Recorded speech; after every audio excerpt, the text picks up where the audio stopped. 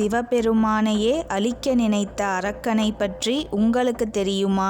பஸ்மாசூரன் என்ற அரக்கன் ஈசனை நோக்கி கடும் தவம் புரிந்தான். அவன் தவத்தில் மகிழ்ந்த ஈசன் அவன் கேட்டபடி அவன் வலது கையால் தொடுவது அனைத்தும் சாம்பலாக மாற வேண்டும் என்ற வரத்தை தந்தார். தான் பெற்ற வரத்தை சோதித்து பார்க்க நினைத்த பஸ்மாசூரன் தனது வலது கரங்களை ஈசன் மீதே வைக்க முயற்சி செய்தான். உடனே ஈசன் அவனிடமிருந்து தூரம் விலகி சென்றார். இதனை அறிந்த விஷ்ணு சிவனை பாதுகாக்க வேண்டும் என்ற நோக்கத்தில் மோகினி என்னும் அழகான பெண்ணாக மாறி பஸ்மாசூரன் முன் தோன்றினார். மோகினியின் அழகை கண்ட பஸ்மாசூரன் அவளை மணக்க விரும்பினான். ஆனால் மோகினி என்னைப் போலவே நடனமாடி என்னை தோற்கடிப்பவரையே நான் மணந்து கொள்வேன் என்றாள். மோகினியுடன் நடனமாடத் துவங்கிய பஸ்மாசூரன் தான் பெற்ற வரத்தை மறந்து தனது தலையில் வலது கையை வைத்து ஒரு நடனத்தை புரிந்தான். உடனே சாம்பலாக மாறினான்.